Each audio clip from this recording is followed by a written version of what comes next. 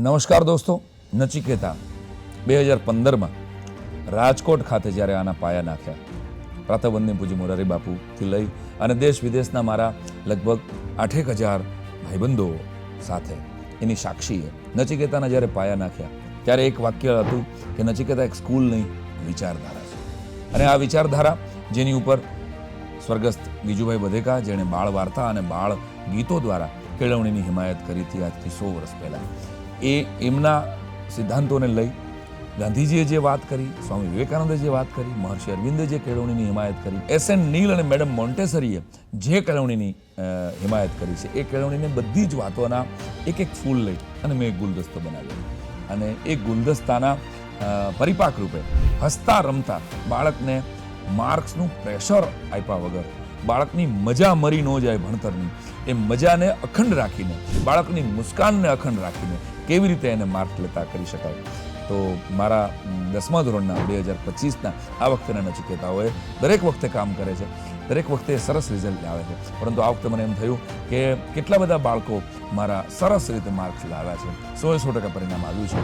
તો એ બાળકોને નચિકેતા એની આ યાત્રા, શિક્ષણ એક પ્રવાસ છે, સ્પર્ધા નથી, આ વાક્યને 100% વફાદાર રહેવાની કોશિશ નચિકેતા જ્યારે કરી રહ્યું છે, ત્યારે મારા નચિકેતાઓની ઇંગ્લિશ મીડિયમ કે ગુજરાતી મીડિયમની અંદર એ આ પ્રવાસને રસપ્રદ બનાવીને કેવી હસતા રમતા કેટલી બધી એક્ટિવિટીઝમાં ભાગ લઈને મારા નચિકેતાઓ માર્ક્સ લાવ્યા, આવો એના અનુભવો એના જ મોઢે સાંભળીએ અને નચિકેતાની એક જર્ની કરીએ. નચિકેતામાં ટીચર્સે તને ક્યારે એવું પ્રેશર કર્યું કે 98 નહીં, કોઈ ટીચર્સે મને ક્યારે એવું પ્રેશર જ નહીં કર્યું કે તું 98 પીઆર લઈ આવ જ. શું વિચારીને 5મા ધોરણમાં તમે નચિકેતામાં તીર્થરાજનું એડમિશન લીધું? જે ભાર વગરનું ભણતર જે છે એની માટે નચિકેતાનું એક બ્રોશર હતું, એ મેં વાંચેલું. નચિકેતામાં તમારું બાળક ભણે છે, તમે તમારા બાળકની અંદર શું ચેન્જ જોયો 10મા ધોરણે? મેં આત્મવિશ્વાસ એનામાં, જે અહીંના સ્ટાફ, સ્કૂલના ટોટલ શિક્ષક એન્ડ ટોટલ સ્ટાફ મારા બાળકની અંદર એટલો આત્મવિશ્વાસ ભરી દીધો જેની મેં કલ્પના નહોતી કરી. મારે કોઈ ટ્યુશન હતું જ નહીં.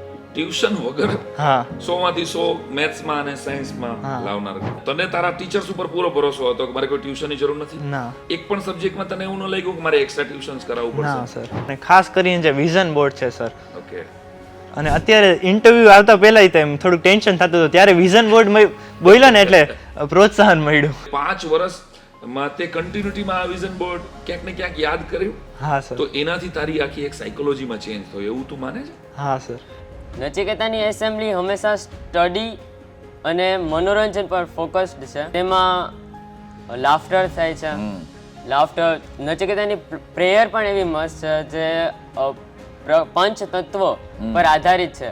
અગ્નિ, વાયુ, જલ છે, તે આપણે પ્રકૃતિ સાથે સ્ટુડન્ટને જોડે છે. ત્યારે એ દીકરી એમ ન કીધું કે મારે આ વિષયનું ટ્યુશન રાખવું પડશે? નહીં, એને પહેલેથી જ મને ના પડી, મારે ટ્યુશન જ નથી રાખવું. નચિકેતામાં ભણ્યા બાદ અલગ જ એક્સપિરિયન્સ રહ્યો છે. વાત કરું આપણે એન્યુઅલ ફંક્શનની, તો એમાં મને સાઈરામ સર દ્વારા એક મુખ્ય પાત્ર બાબા, જે સમયનો રોલ મળેલો હતો, તેના દ્વારા મને ખૂબ સારો શીખ મળી છે અને મેં તેનાથી કોન્ફિડન્સ બહુ સારો પ્રાપ્ત કર્યો છે. સર એવી રીતે ભણાવતા, ટીચર્સ એવી રીતે ભણાવતા, ક્લાસમાં ગમે ડાઉટ્સ હોય ને તો એક પેજ હોય, એમાં બધા ડાઉટ્સ લખી નાખવાના, એટલે મેમ ભાઈ પેજ લઈ જાય અને બધા ડાઉટ સોલ્વ કરીને આપણને દઈ જાય. જ્યારે હું લોઅર સ્ટાન્ડર્ડમાં હતો ત્યારે હું બહુ થોડોક વધારે વીક હતો, કોન્સન્ટ્રેશન નહોતું, ફોનનો ઉપયોગ બહુ વધી જતો હતો અને માર્ક બહુ સારા નહોતા આવતા, વાંચવામાં મન જ નહોતું લાગતું. પણ જ્યારથી મેં અનુષ્ઠાન શરૂ કર્યું અને એનું રિઝલ્ટ બહુ સારું આવ્યું અને તેનાથી ફોનની આદત છૂટી ગઈ છે અને રિઝલ્ટ સારું આવ્યું છે, વાંચવામાં મન લાગવા માંડ્યું છે. સ્પેશિયલી 10th સ્ટાર્ટ થયું ત્યારે ડિજિટલ પેનલ બોર્ડ્સ આવી અને એના લીધે બહુ ફાયદો થયો,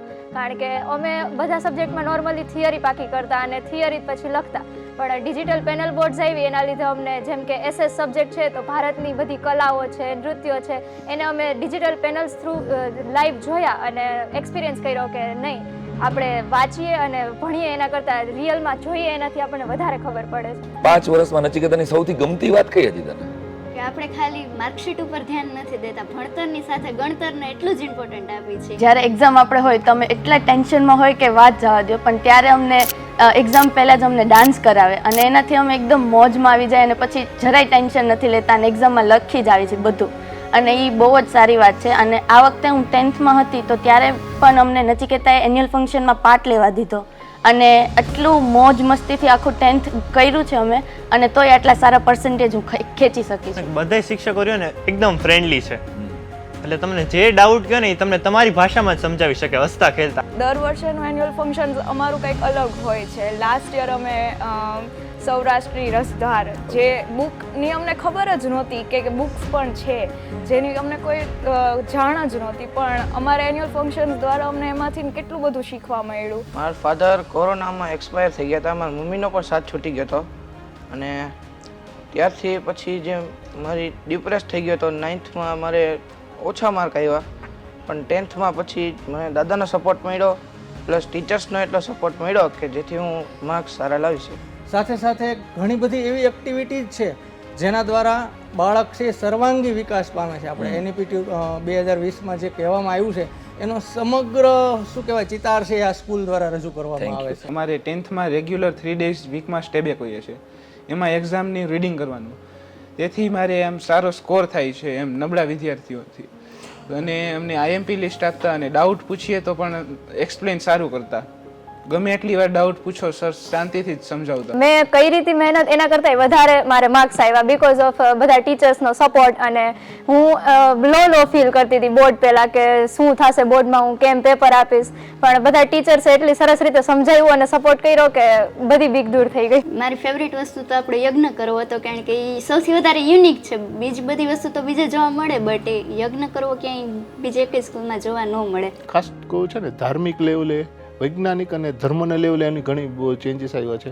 એ નવરાત્રિ હોય તો નવરાત્રિમાં ઉપવાસ કરવા, અને ઘરમાં કોઈ પણ વસ્તુ બનાવે એ જ ખાવી, તો બહારનું નહીં ખાવાનું, તો બહારની કોઈ પણ વસ્તુ આવે તો એ નહીં જ ખાવાની. દરેક એસેમ્બલીમાં કેટલાક ડિબેટો, નાટકો અને કેટલાક કોમ્પ્રિહેન્શન, કેટલાક સ્ટોરીઓ દ્વારા અમને એજ્યુકેશન ઈ સેલિબ્રેશન એનું મહત્વ બતાવવામાં આવ્યું છે. બુક સિવાયની જે પરીક્ષા છે એનું પણ જ્ઞાન આપવામાં આવે છે કે જ્યારે તમે એક્ઝામમાં તો 80 કે 100 માર્ક્સની જે પરીક્ષા છે એમાં તમે જે માર્ક્સ લઈ આવશો એમાં સફળતા તમને મળે કે ન મળે, જિંદગીની એ સિવાયની બીજી ઘણી પરીક્ષાઓ છે કે જેમાં પણ તમારે સફળ થવું એ ખૂબ જ જરૂરી છે. અને કદાચ નિષ્ફળતા મળે તો પછી શું કરવું એ પણ દરેક બાળકને સમજાવેલું છે. નચિકેતાનો બાળક ક્યારેય પાછો ન પડે એના માટેની તમારી ખૂબ જ મહેનત હોય છે. હું સ્કૂલ માટે એ જ કહેવા માંગુ છું કે નચિકેતા સ્કૂલ બહુ સારી છે. I am the best person of the world. I am nothing but I can do everything. Whatever is happening is for good only. My father is very loving and caring person. My mother is the best mother of the universe. My grandparents are very loving and caring.